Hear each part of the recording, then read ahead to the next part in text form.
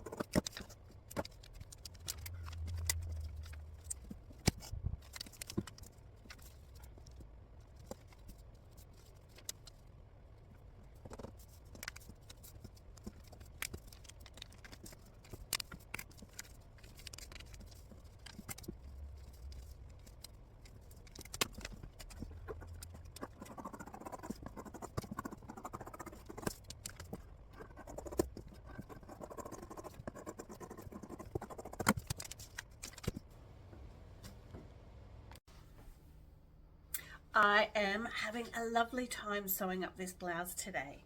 I've not made an assembly line blouse before, or a tie bow blouse, or proper shirt cuffs before, but I'm really enjoying the process. The assembly line instructions are fabulous. I've only had to reread a couple of times to make sure it's correct in my head. They have some different seam allowances for particular seams, but it's very, very clear in each instruction what your seam allowance is for each and every seam. I've just finished popping the collar in and got my little placket for the back ready to go as well, and I'm about to start work on the sleeves. Okay, so shirt sleeve placket, fingers crossed, I'm ready to give it a go.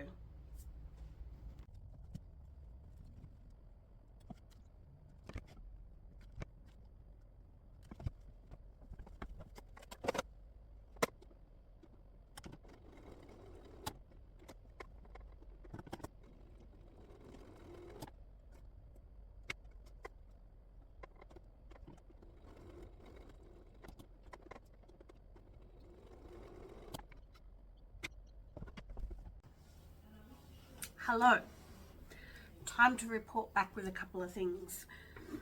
Okay, so sleeves are in, cuffs are on. Everything is really, really precise with the assembly line pattern pieces. So unless I've made a small error, everything is matched up perfectly. The collar and the cuff are assembled in the same manner, so once you've got the collar on, the cuffs are okay. I did have a little bit of trouble with the pleats at the bottom of the arm. I think I've got them the same. I'm not sure if they're correct, but they're in, they match up with the cuff. So that was one spot where instructions were a little bit lacking. Yes, there were arrows and markings on the pattern pieces, but if you had not done a pleat before, you didn't really know what they meant.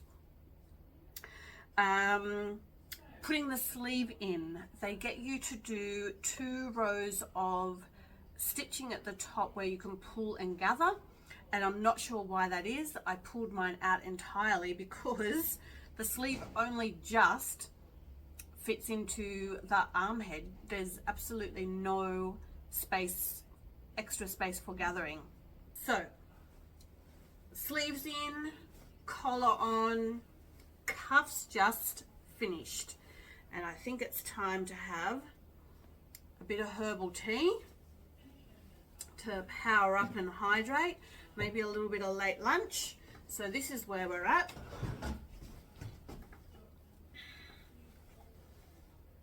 High collar, sleeves are in,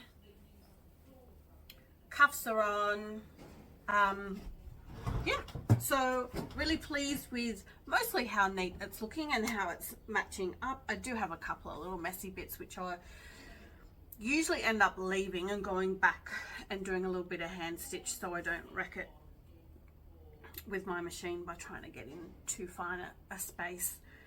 Yeah, so the more I sew this fabric, the more I'm enjoying it and liking it, and I'm looking forward to putting it on.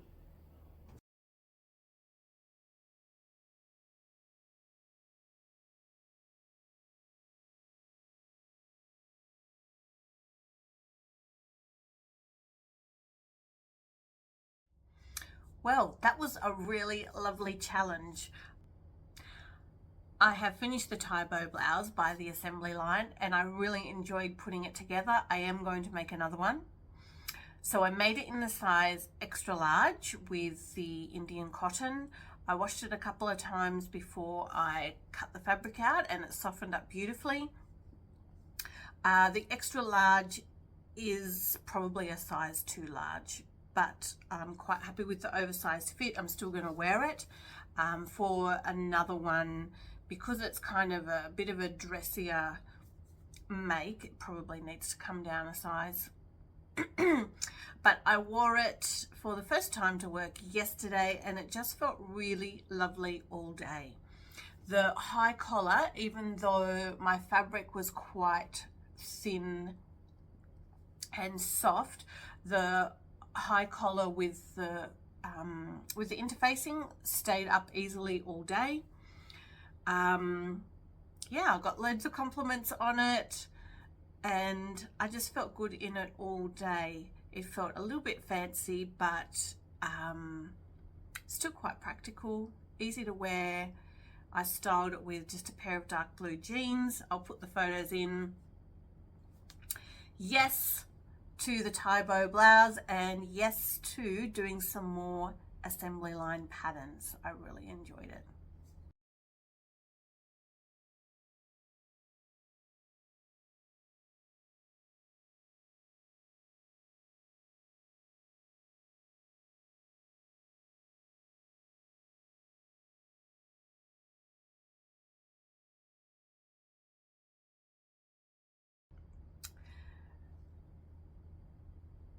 Wherever you are in the world, I hope you're enjoying your makes or enjoying being a bit creative, staying safe and taking care of yourself.